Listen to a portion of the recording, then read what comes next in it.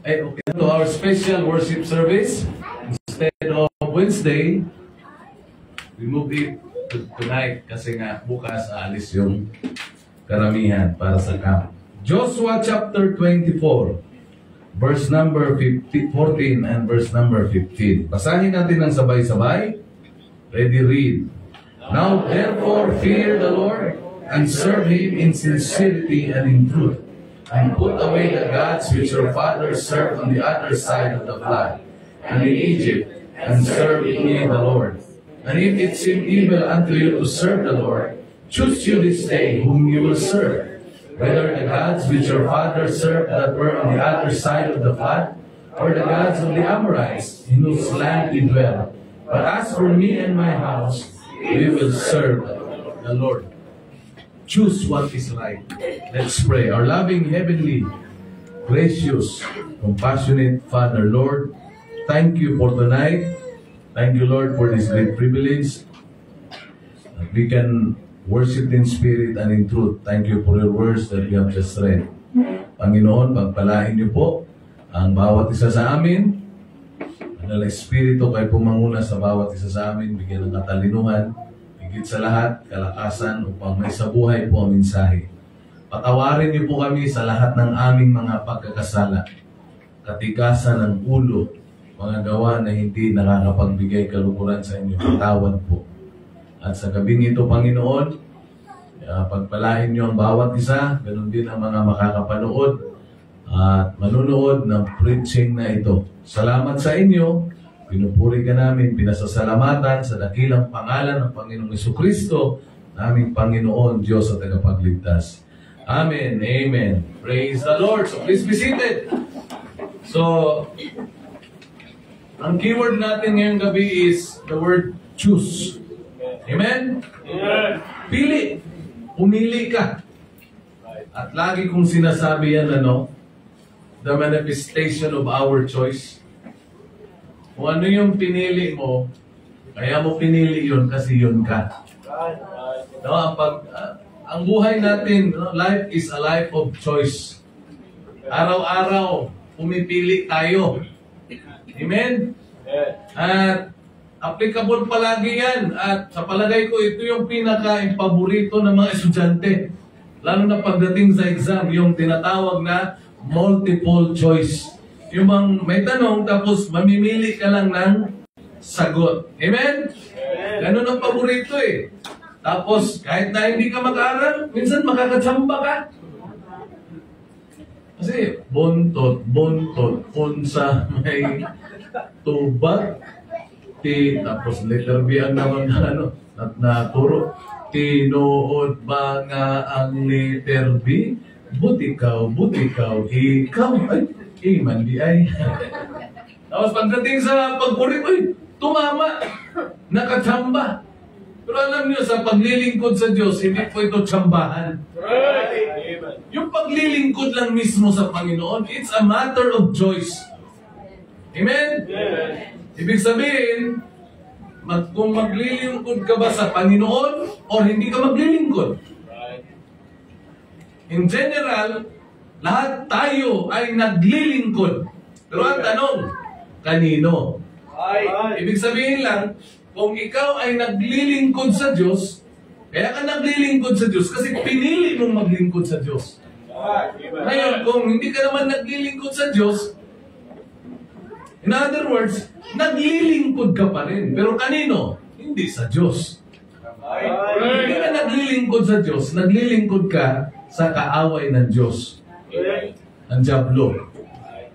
And if you are serving the adversary of God, which is the devil, papunta ka sa kapahamakan. Kasi walang ibang goal si Satanas, kundi ang dayain, i-discourage, at sirain ang buhay ng mga tao. Amen? Ganon si Satanas. Kaya nga, kagaya ng sinabi ko kanina, our choice reveals our identity. Kaya mo pinili yung isang bagay na yan kasi yun ang katauhan mo eh. Ang mga ligtas na tao, dapat talaga maglingkod sa tagapagligtas. Bakit kailangan natin maglingkod sa tagapagligtas? Eh kasi niligtas tayo eh. Kaya kayo mga young people, huwag na kayong magpatumpik-tumpik pa. Huwag na kayong magdadalawang isip pa. Pasalamat ako at the age of 21, I got saved. At the age of 23, I choose to serve the Lord full time. From that time, ng year 2000 until today, no regrets. Salamat kayo, ang babata niyo pa, nakilala na kayo sa Panginoon. Serving the Lord is not a waste of time. Hindi po sayang ang oras, ang panahon kapag naglilingkod ka sa Panginoon. Sayang kapag hindi ka naglilingkod sa Panginoon. Sayang. Kaya nga, it's our choice reveals our identity. Amen? Introduction pa lang to, ha? And then our choice reveals our what? Our intellect. Yung ating pagpili, yun ang kapahayagan ng ating katalinuhan. Kaya kung ang pinili mo mali, hindi ka matalino. May mga intelligent people. Ano ibig sabihin nun? Hindi matatalino. Kaya ang isang Kristiyano, isang ligtas, kapag pipiliin niyang huwag maglingkod sa Diyos, ay hindi yun matalinong Kristiyano. Ano tawag doon? Para kang player ng Jordan. May player ng Jordan, nakakagulat eh. Ang apelido, alam niyo kung ano apelido? Bobo. Ito talaga. Ang apelido niya, B-O-B-O. Grabe, no? Bobo for free throw. Sipin mo. Free throw. Bobo. First free throw. No good. Bobo talaga. Grabe palido yan. Bobo dribbling the ball. Taking three. No good. Oh, Bobo. May totoo yan. Yung po Jordan team ba yun? Yun talaga ang apelido. No? Huwag lang siya maglaro dito sa Pilipinas, no? Grabe. Kaya kung kayo, mga young people, makinig kayo, ha? Kung pipiliin yung huwag maglingkod sa Diyos, nako, parang ang taga-Jordan national team. Amen? Ang pinaka-the best na pagpili, yung maglingkod ka sa Diyos. Kaya nasabi ni Joshua, anong sabi niya? Ha? Sabi niya, now therefore fear the Lord. Maliwanag ito na ang taong hindi naglilingkod sa Diyos, ibig sabihin nun, walang takot sa Diyos yun. Anuhan ba natin? Ha? If you are not serving God, it means that you have no fear in God. Wala kang takot sa Diyos. Kung meron ka mang katakutan, number one, ang Diyos lang dapat. Kasi bakit dapat katakutan ng Diyos? Bakit nga ba? Ha? He created you and me. He is the owner of all things. Siyang may-ari ng lahat. So God owns everything. So He has the power. He has the power to do what is right doon sa mga pagmamay-ari niya. God owns our lives. Yung lives natin, yung buhay natin. Pag sinabi ng Diyos na, hoy, akin ka na, wala ka na magagawa. Di ba? Kaya, our choice reveals our identity. Our choice reveals our intellect. Yeah, it is a wise thing to choose to serve the Lord. Kayong mga nag-high school, tapos magka-college, kailangan, nandun na yung nasa stage na kayo ng pagpili. Kaya ito yung mensahe natin mamaya. Hindi lamang sa mga college, sa lahat ng mga anak ng Diyos. So, doon sa manifestation of our, what? Our choice is the manifestation of our identity. Our intellect. Simple lang. Manifestation of our interest. No? Kaya mo pinili yan kasi yan ang nag-a-attract sa'yo. Diyan ka interesado eh. Right. Right. Tama ba? Tingnan mo yung mga lasinggero. Saan sila na-attract? Sa alak. Kaya saan sila pupunta? Doon sa mga tao na mahilig sa alak. Right. Correct. Na-attract pa, namamagnet. Kahit na ayaw nila, parang... Diba? Kung saan ka kasi na-attract, doon ka interesado. Doon ka mamagnet. Right. Kaya kung ikaw interesado matuto sa Biblia, siyempre, your faith will what? Will bring you to the church. Hey. Right. Pag ka nasa church, interesado ako matuto eh. Right. Alam niyo ba na isa sa mga naging hamon sa akin? Nung ako'y nasa Project 8 bago akong saved. Yung si Istong. Lalo yung si Istong, di ba Brad? Istong? Ano apelido? Echevarria. Ang pangalan niya, Nestor Echevarria. Ito yung tao na duling na pinagamot ni Pastor Mar, na walang pinag-aralan, no? Pero napunta sa Project 8, napihisa ng maayos, ang ganda ng forma. Pag hindi mo nga alam yung background niya at hindi mo kilala, bibilib ka eh. One Saturday morning, meron sila tinatawag na prayer breakfast. Pero ako nandun lang sa sasakyan, sa FX. Hindi ako hindi pa naman ako ano eh. So nandun lang ako. After ng kanilang prayer breakfast, siyempre labasan na yung mga magbibisita, mag-good news. Lumabas ito ngayon si Estong. Nakaputi, nakapulong puti, nakataki, ayos yung damit, ang buhok ay talagang maayos.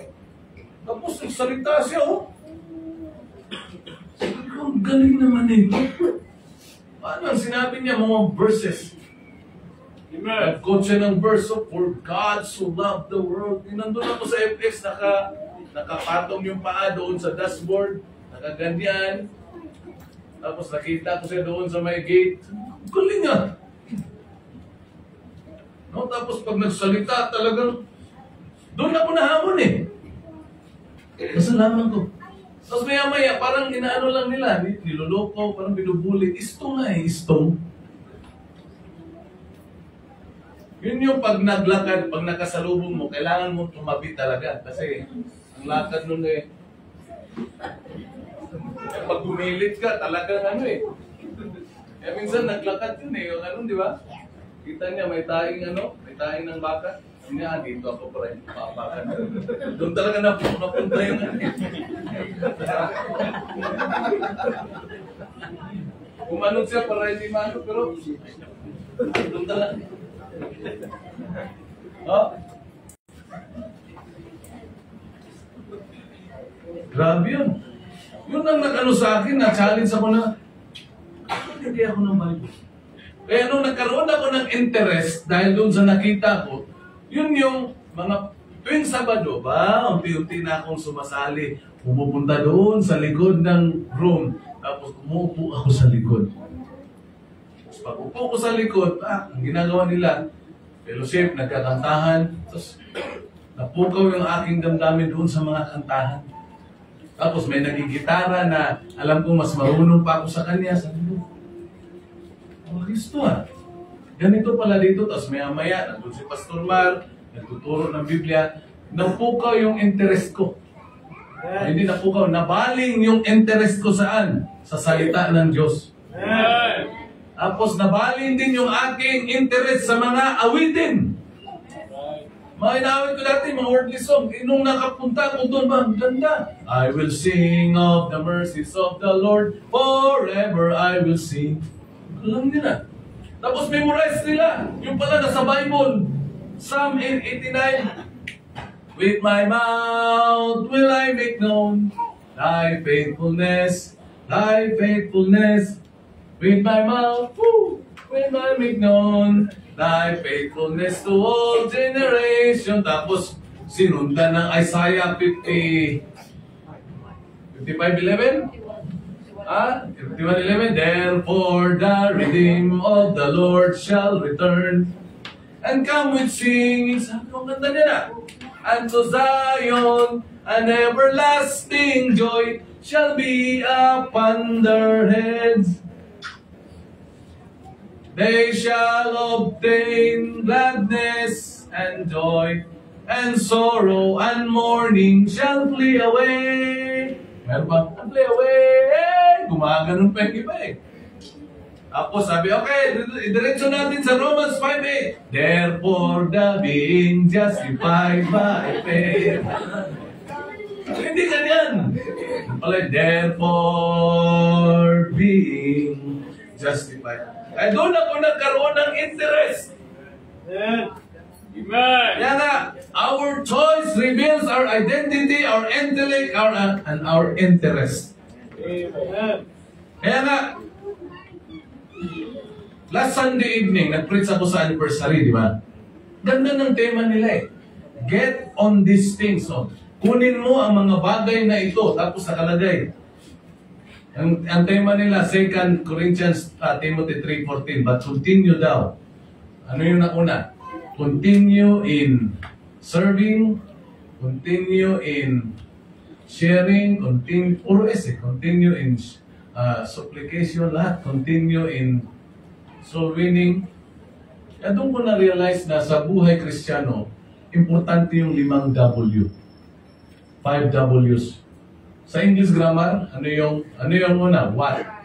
Sabi ko, what to continue? Ayun, ano yung mga bagay na dapat natin ipagpatuloy?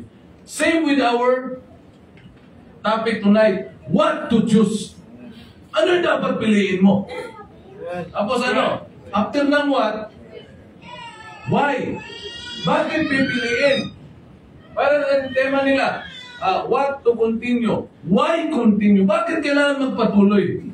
Of course, pag nagpatuloy tayo, meron tayong mararating. Amen?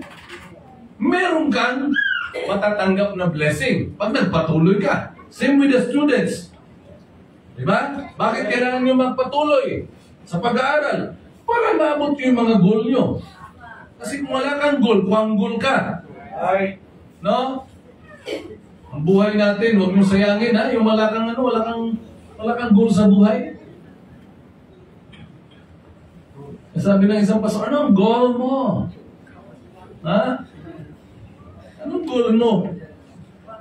Tapos, ano yun? What? Why? Tapos, when? When to continue? When? Kailan ba? Di ngayon. Huwag mong sabihin na tsaka na. Tsaka na.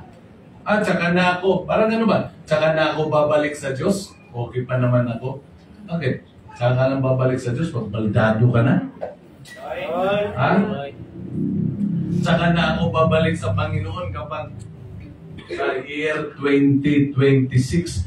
Sigurado ka bang aabot ka ng year 2026? Sabi ni Solomon, huwag mong ipagyabang ang bukas sapagkat hindi mo alam kung ano mangyari bukas. 27 verse 1 ng Proverbs. Tsaka na. Ano mga tsaka na? Sabi ko sa inyo, yung tsaka na, paraan ni Satanas yan. Procrastination ang tawag na yan. No? Procrastination is a devil's technique. Okay maglingkod sa Diyos. Okay preaching ni pastor. Pero sabi ng diablo sa inyo, okay yun. Okay magpagupit. Okay, pero tsaka na. Tsaka na, yung buhok mo, haba na. Di ba? Okay yan. Okay yan. Pero sabi ng diablo, tsaka na. I-encourage pa nga kayo. Sasabihin pa ng diablo, ganda ng preaching ng pastor niyo, no? Okay, di ba? Okay kayo. Pero tsaka na.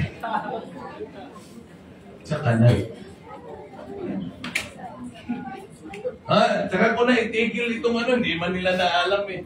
Pare, hindi nila alam na nagbibig ako, tsaka ko na itigil ito. Narinig mo sa preaching, tigil mo na yan! Sabi ng diablo, tama yun, itigil mo. Tama yung pastor mo. Pero sabi ng diablo, pero tsaka na. Procrastination ang tawag nun. Tsaka na. Tsaka na. Di ba? Nag-preach yung pastor mo. Sabi ng Diablo, imbis na tsaka na, tulog ka na. Tulog ka na. Galing ng Diablo, no? Tulog ka na. No? Ano ba yan, no? What? Why? When? Where? Saan ka magpatuloy? Di kung saan ka nilagay ng Diyos, doon ka magpatuloy. This is the right place for you to continue. Ano yung pangsunod? Who? Who will continue? Of course, you! Yes! Ikaw! Hindi pwede mag-aral ka na. Pwede bang i-aral mo na lang ako? Gusto ko mag-absent, ikaw na lang. Hindi pwedeng ganun. Same with salvation. Ang salvation, personal, individual. Pwede bang itanggap mo na lang ako sa Panginoon? Ilingkod mo na lang ako. Ipaglingkod mo na lang ako. Dito lang ako sa bahay. Hindi pwede yun. Sa isang banda, magpasalamat kayo na kayo mga hindi naglilingkod sa Diyos. Pero okay pa rin kayo? Because somebody is praying for you. Or somebody in the house is faithful, serving the Lord. Try nyo na wala na maglingkod sa tahanan niyo. What will happen to the house? Masabi ng Bible sa Proverbs, God will curse the house of the wicked. Imagine, susumpain ng Diyos ang bahay ng mga masasama. Di ba hindi paglilingkod sa Diyos ay masama? Di ba? Kaya, nung linggo ang tinuro ko yung how to continue. Hindi yung 5 W, kundi yung 1 H. Pero ngayon, turo ko sa inyo, what to choose. Ano yung dapat piliin? Kaya nga, choose what is right. Piliin nyo talaga kung ano yung tama. Okay? Anything that is apart from the Bible is not right. Ano mang bagay na hiwalay sa Biblia, hindi yan tama. Kahit sa tingin mo tama yan, pag yan ay unbiblical, hindi yan tama. So number 1, what to choose? Choose what is right. Choose the right path. Piliin talaga natin yung tamang landas. At ang tamang landas, saan natin matatagpuan yan? Siyempre sa salita ng Diyos. Amen. Sabi ko nga kanina, no? Apart from this book, there is no such thing as right. Walang bagay na tama kung ikaw ay hiwalay sa Biblia. Kaya nga, choose the right path. Kaya nga, sabi ni David sa Psalm 119 verse 105, Thy word, sabi niya, I acknowledge that the Bible is God's word. Thy word is a lamp unto my feet and a light unto my path. Ilawan ng aking landas. Maraming tao ngayon na naliligaw na ng landas. Pag ikaw ay naligaw ka ng landas, ibig sabihin, di mo na isinasabuhay ang salita ng Diyos. Marami nang naliligaw ang landas. Alam niyo sa Amerika, before the Trump administration, the Bible were forbidden. Pinagbabawal na nila Bible sa mga offices. Ngayang manalangin, bawal eh. Pero saan pwede ang Bible? Sa kulungan. Kung kailan nasa kulungan ng tao, saka lang lalagyan ng Biblia. Kung ang Bible hindi pinagbawal, wala sanang makukulong. Kung ang Bible ay talagang isabuhay lang ng tao, aayos ang buhay ng tao. Walang gulo. Humiwalay ka sa salita ng Diyos. You will never succeed. You will never succeed. Anong sabi ng Joshua 1:8? Tingnan nyo ngayon, ang success ng tao sa sanlibutan, iba eh. No? Puro material things. Puro mga, alam niyo, mga commendation ng tao. Worldly commendation. No? I attended moving up, graduation. Matutuwa ka kasi naalala mo yung kabataan mo, pero bilang pastor, nalulungkot. Hindi talaga na-highlight ang Panginoon. Sayang ba, no? Di ba? Wala akong narinig na nagsalita na lahat sa Diyos ang papuri. Unahin ang Diyos. Bigyan ng kaluwalhatian ng Diyos. Paglingkuran ng Diyos. Wala akong narinig na gano'n. Higit sa lahat, siyempre, walang gospel of the Lord Jesus Christ. Huh? Pero isa lang yung narinig ko kanina na medyo maganda yung nagustuhan ko yung speech, pero not all. Lalo na yung sinabi niya na kayo mga magka-college, listen, sabi. Kunin niyo ang kurso kung saan yun ang gusto ng puso mo.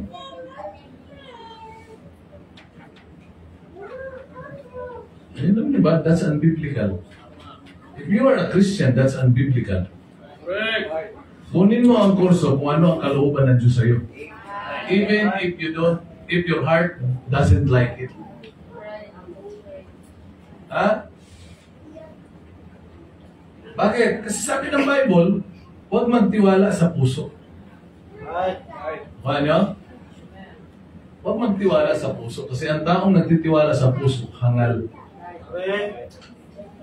Ang piliin mong kurso, yung makikinabang ang Diyos sa'yo. Makikinabang ang church sa'yo. Di ba mapuslan ka ba? Amen. Amen? Amen. Yan ang piliin mo. Diba, mag-aaral ako, Lord, bigyan mo ako ng kurso na yung kagamit-gamit sa gawain mo. Amen.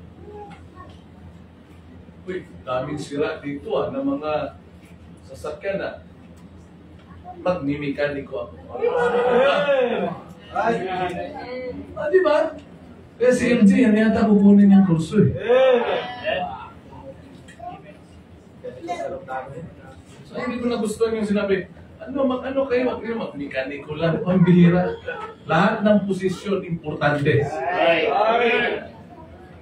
Lahat pasasalamatan. Wala namang, kung ikaw ang pinaka with highest honor, pasalamatan mo yung mga walang honor eh. Kasi kung wala sila, paano ka magkaroon ng highest honor? Right. Ako nyo? Against nyo? Kaya lang po sila. O lima, ako yung naging pinaka mataas na may karangalan. Papasalamat po ako sa inyo lahat. Kasi kung wala kayo, wala naman ako dito. Ano? Halimbawa, kung mayroong award na pinakagwapo sa lahat, ikaw yun, halimbawa, pag tayo mo, pasalamatan mo lahat. Nagpapasalamat po ako sa lahat, sa mga pangit. Kasi kung walang pangit, wala namang pinakagwapo. No? Kailangan pasalamatan mo.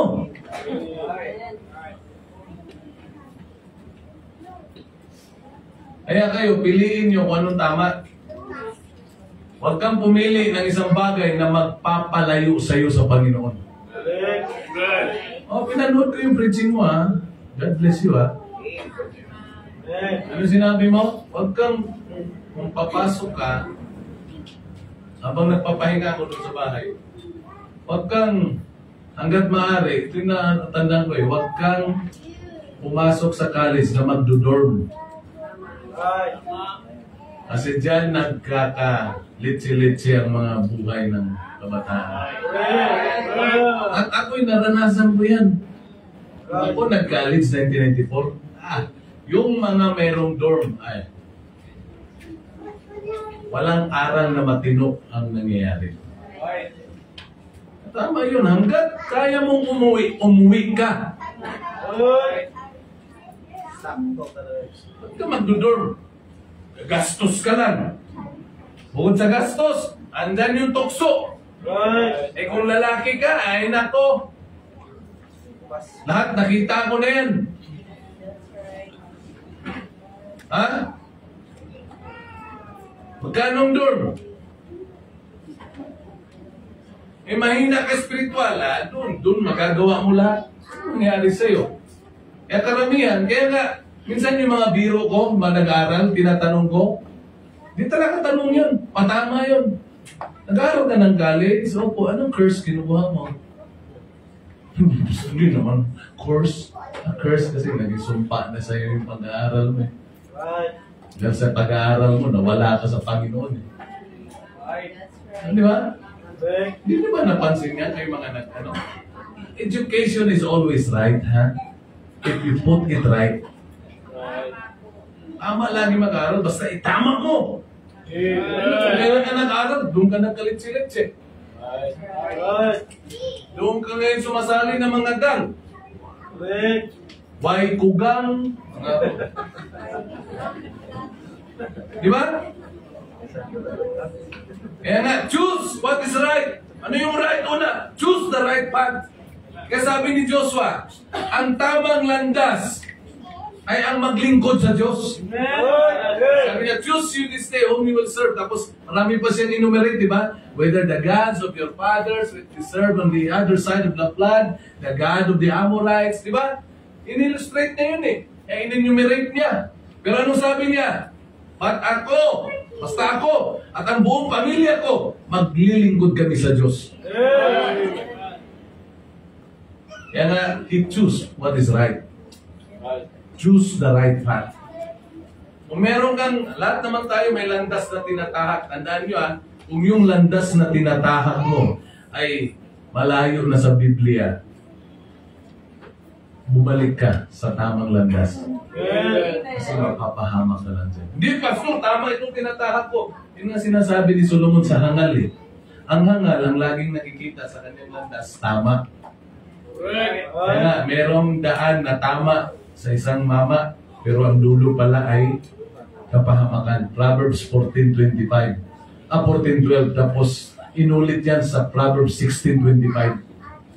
2 talata yan sa Book of Proverbs.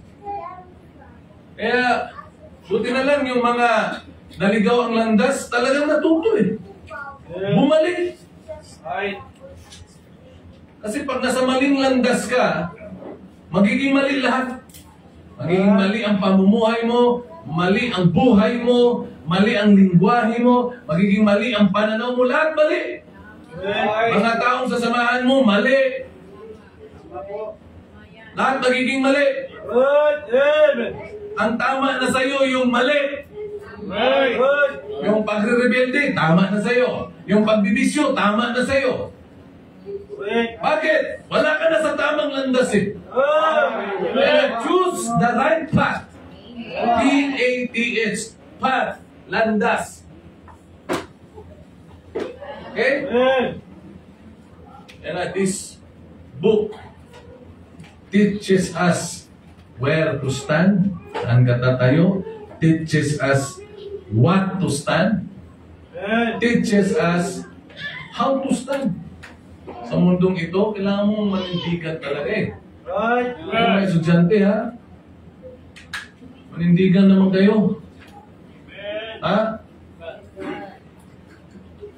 Marami na mga estudyante, walang backbone eh. Pag walang backbone ka. That's right. Right. They cannot stand straight. Stand straight! Pero pag wala kang backbone, ano ibig sabihin nun? Backbone, paninindigan? Ayun, mga papasok sa college, ano, meron kayong mga dress code.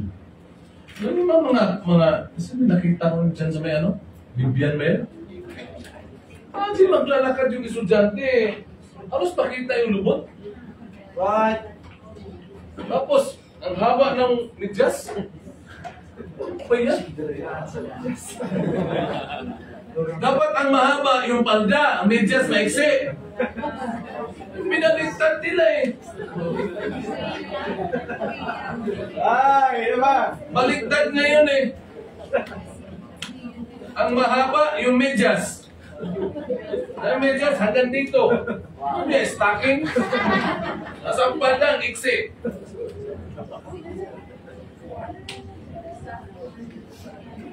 Dami ngayon, wala na standard ngayon.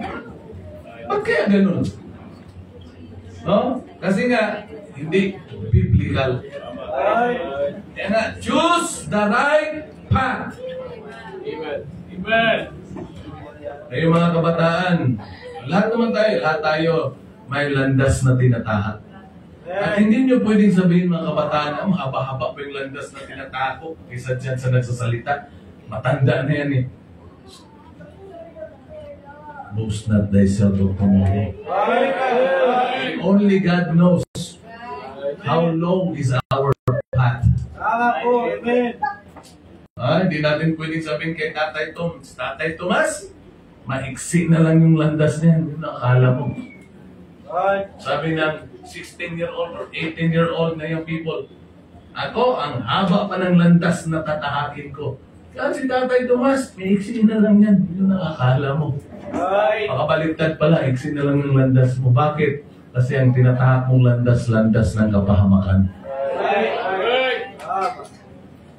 Pero yung tao na ang tinatahak, landas ng Panginoon, mapambira. Pag landas ng Panginoon, nandyan yung kapayapaan. Diba?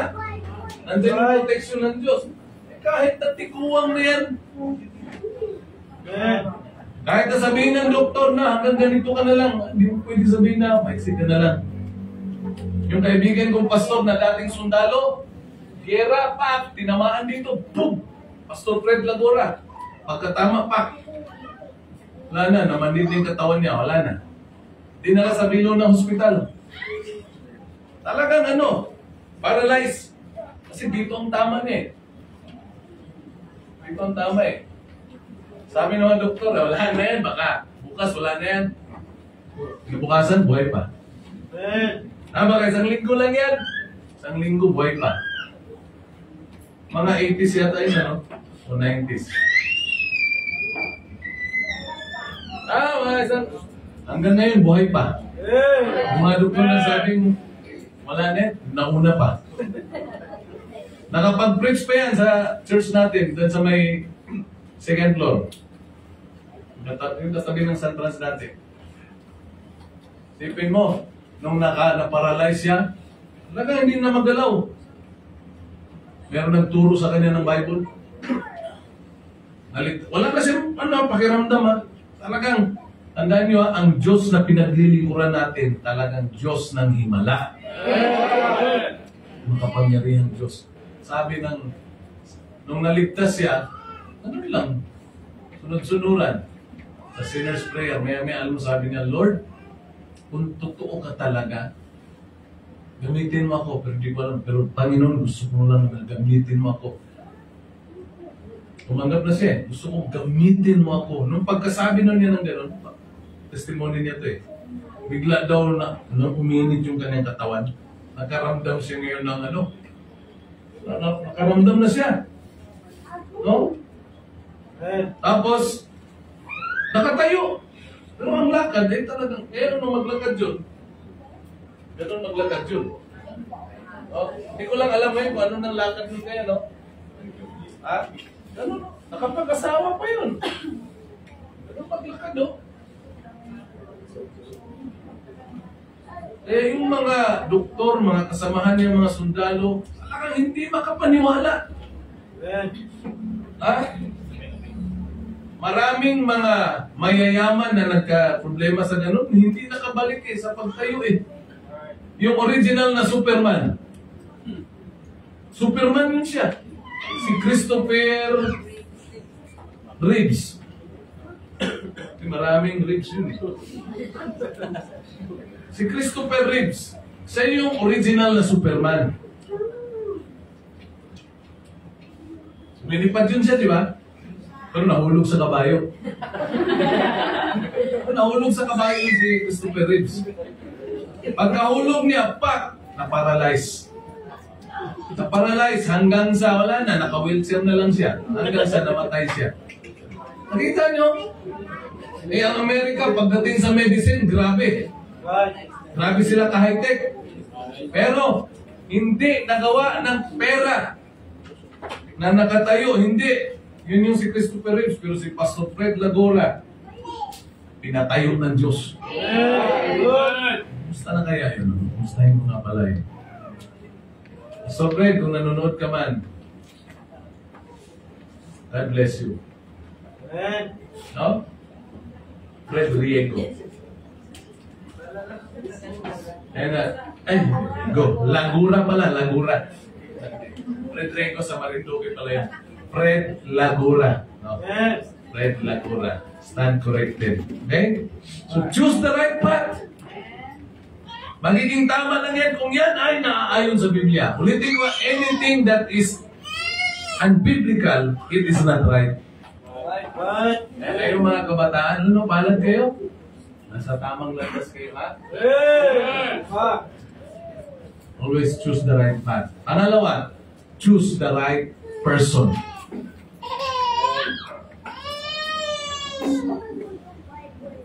Lagi mong pipiliin yung tamang tao. The right person to obey. Una, siyempre, the parents. Minsan, may mga kabataan, pagdating sa ibang magulang, ang babait. Punta sa magulang ng barkada. Hindi po, tumitita pa ng tita. Pero pagdating sa totoong mama, papa, bastos. Pagdating sa ibang lolo, lola, lolo, kumusta po kayo? Pero pag totoong lolo at lola, bastos. Tama. Tama ba yan? Eksakto ka. Di ba? Kaya nga, choose the right person. Okay. The parents, kaya nga, mahalin ang magulang. The first commandment with promise, ha? Yung unang pangako na may, unang utos na may pangako, yung obey your parents in the Lord. Ano yung pangako? Mamumuhay ka ng may mahabang buhay. Ibig sabihin, every time you disobey your parents, babawasan yung buhay mo. Kasi natin bumaba ang buhay natin, let us obey our parents. Amen? Amen? Kasi wala namang magulang na ipapahamak kayo eh. Lalo mga Kristiyano. Tama po. Meron ba magulang dito na pinahamak yung anak? Wala. Anak, punta sa NLEX. Nalimos ka sa NLEX. Pag napahamak, paano ka manlimos sa NLEX? Oh, may bus, may bus. Wow!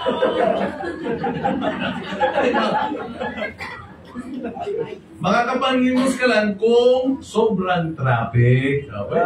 Pero bawal ka rin sa NLEX.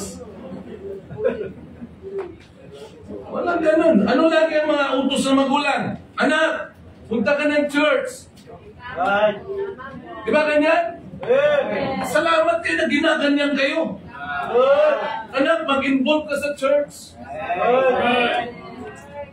Meron bang magulang nito nagsabi, anak, pero ano, riot dyan, no? Mag-involve ka na. Anak ko, saksakan, no? Meron ba ganyan dito? Wala, di ba? Wala, di ba? Anong sabi? O, sa church ka. Kaya nga. Nag-disobey sa magulang. Mixi ang buhay. Okay? Choose the right person to obey. The parents, pangalawa, the pastor. Yung sa pastor. Salita ang sinuturo ng pastor, sundin. Amen? Huwag kayong sumunod ng kahit sino. Magulang, sundin. Pastor, sundin. Salita ng Diyos, sundin naman yan eh.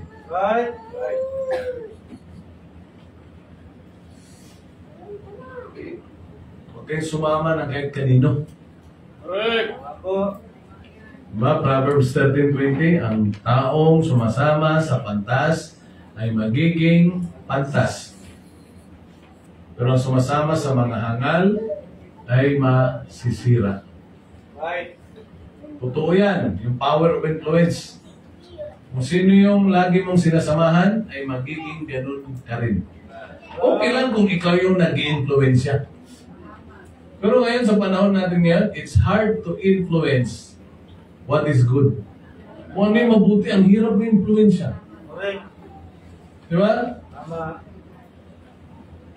Isipin mo kung ano yung mabuti, yun, nagsisikap pa tayo dyan. Pinupuntahan pa natin yung mga tao, tinuturuan. Pagka naligtas, ini-invite. Maglingkod ka sa Panginoon kasi mabuti ang maglingkod sa Diyos. Ang hirap! Correct. Di ba? Yung mga tahanan nyo, pinapagamit na, pinapakain pa sila, ayaw pa rin. Correct. Tama. Isipin mo yan. Doble, pinakain na ng salita ng Diyos, pakakainin pa. Pero ayaw talaga ng tao. Pero kung sa kawalangian, hindi mo na kailangan ganun. Right. Hindi mo na kailangan invite yung tao. Kusa na lang pupunta yung tao. Correct. Alam niyo, ang mga tao ngayon parang langaw eh. Anong langaw? Kung ano yung bulok, mabaho, nandoon yung langaw. Ay. Tama? Tama. Ganyan karamihan ang attitude ng mga tao ngayon. Ay. Ano ba ang ayaw ng langaw? Ano ang ayaw ng langaw? Yung malinis. Yung maayos. Ayaw ng langaw. Right. Pero ang langaw, anong gusto? Yung bulok. Correct. Yung baho. Pero may yung kuskusin. Hindi mo, pag kuskusin ka, lalangawin ka. Di ba? Tama. Ganyan langaw eh. Ganyan ang tao. Kaya pag nag-alok ka ng mabuti, ayaw ng tao. Ay. Pero pag halimbawa, sa lahat ng kabataan dyan, yung mga gusto mag-ML, meron po tayong libreng dito. Libreng wifi. Ito po yung schedule ng pag-wifi alas 7 ng umaga. Pabira, alas 5 pa lang ng umaga, pipilin. First come, first serve. Habang nag-wifi kayo, merong libreng Cobra, may libreng Sting. Diba? Tingnan mo yung kabila, oh. Yung kabila, bukas yung computer shop nila. Kahit na gabing-gabi na, bukas pa rin, open. Pero pumupunta talaga yung tao. No? Ay. Pero samantalang ang church, bubuksan mo na lahat. Anuhin mo pa yung tao, ayaw ng tao. Correct. Kung sana ako unbeliever, pero nakakalungkot, unbeliever na. Correct. Di ba? Pasahod ka pa sa lano, para kang lagong. Lagong ba yun? Banaw. Ang lagong na lano, tambal na sa buhok na upaw. No? Kaya nga, choose the right person. Of course, the person whom we serve is the Lord Jesus Christ. Amen. Kaya pinaglilingkuran natin ang Panginoon, hindi ang Diablo. Right. Okay? Amen. Then last, kasi magmi-meeting pa kami. Choose the right place. Amen. Ngayong simula bukas hanggang Sabado ng umaga, the right place for you, young people, men, is Taysan, Batangas. Amen. Bakit? Ano meron doon? Merong camp. Baga sa nila, spiritual retreat. Magmumuni-muni, magninilay-lilay. Amen? Amen. Pagka Sunday, what is the right place? Church. Amen. Your bed is not the right place for you when Sunday comes. Tignan mo, linggo na, alas 9, patay ka pa rin. Ha? Naisip niyo ba yan? Amen. I cannot imagine what would my life be without the church. Ano kaya ang buhay ko kung wala ang church? Siyempre, balikan mo nakaraan mo. Marumi. Right. Puro bisyo. Puro barkada. Okay. 47 years old na ako. Ilang taon na ako bilang Kristiyano. 1998. 27 years as Christian. Nakita ko na yung mga kasabayan ko dati. Naman, karamihan ng kasabayan ko, nakikita ko minsan, nagla-live sila. Maawa ka. Ang kasiyahan nila, puro alak. Sasayaw para mga buang na. Yung iba, mga patay na. No? Batang-bata pa, pero mukha ng 80 anyos. Pag wala ka sa Panginoon, gusgusin ka talaga. Right. Amen. Tingnan nyo kayo mga wala sa Panginoon. Tingnan nyo itsura nyo. Ha? Tingnan nyo mga itsura nyo. The Lord will make your life beautiful. Kabaliktaran ang diablo. The devil wants your life to become ugly. Ha?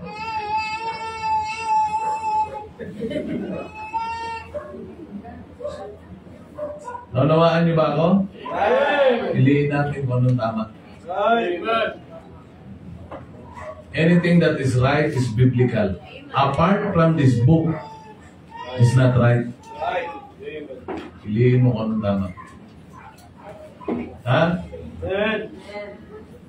Kayong mga dapat bumalik sa Panginoon, bumalik na kayo. Hanggat may oras pa. Right. Do not pout your mouth. Ha? Right. Pagdating ng araw, ang ganun mo, puro na lang yung iyak. Right. Ha? One last story. Kwento ito eh. May pastor na nag-mission sa isang lugar, medyo bundok. Nung nag-start siya, nasa baba yung kanilang mission house. Tapos, mayroong isang bahay na nasa taas na walang ibang ginawa kundi kutsain yung church, yung mission house. So yung pastor, nag-invite ng mga bata lang yung mga nag-attend sa una, yung mga magulang ayaw umattend. Merong isang nanay na walang ibang gawin kundi pag mag-umpisa na yung pastor, bubuksan niya yung bintana niya kasi nasa baba yung mission house. Bubuksan niya yung bintana. Hindi totoo yan, hindi totoo yan.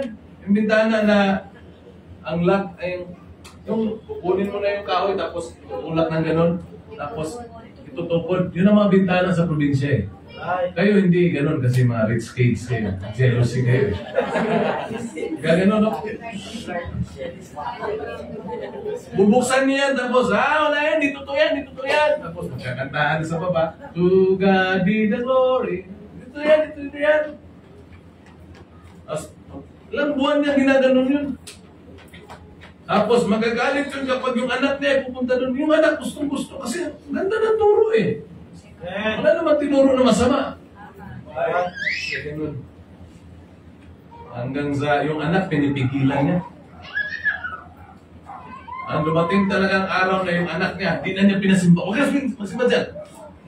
Hanggang sa nagkantahan na naman, buksan na naman niya. Wala yan, dito to yan, dito to yan. Sabi na, anak, huwag kang ganyan, ma. Ganda naman ang tinuturo doon. Kaya, huwag ka nang punta doon, ha? Sunod na linggo, mag-umpisa na.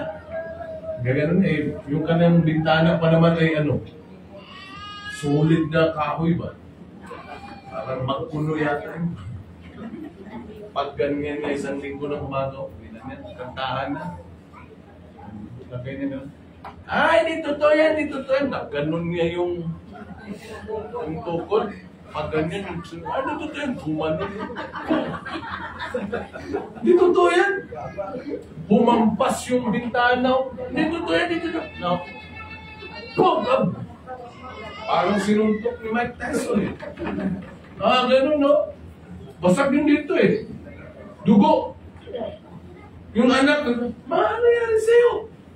Ang ginawa ng bata, tumakbo noon sa church. Humingi ng tulong sa pastor.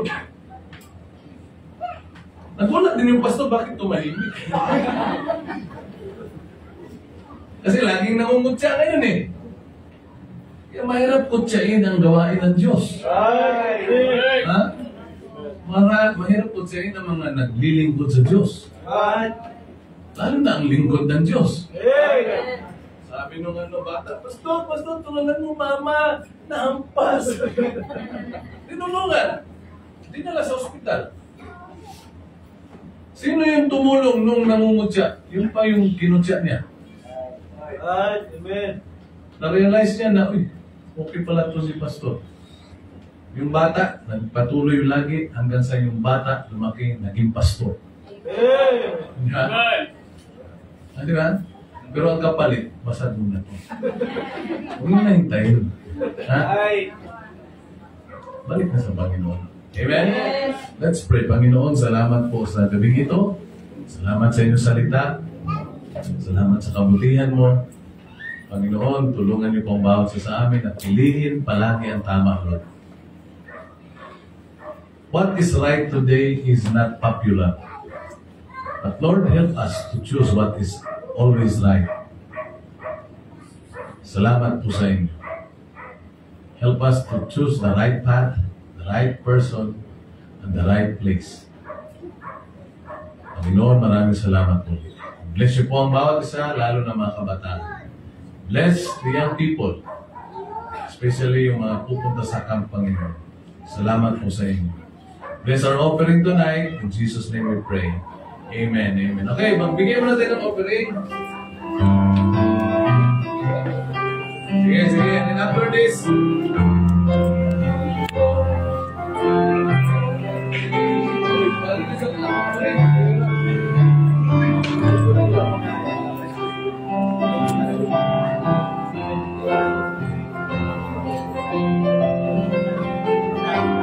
ba't hindi maano to?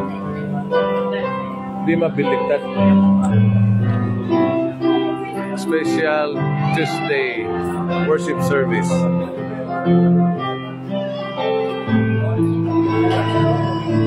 Okay, maraming salamat po and God bless you.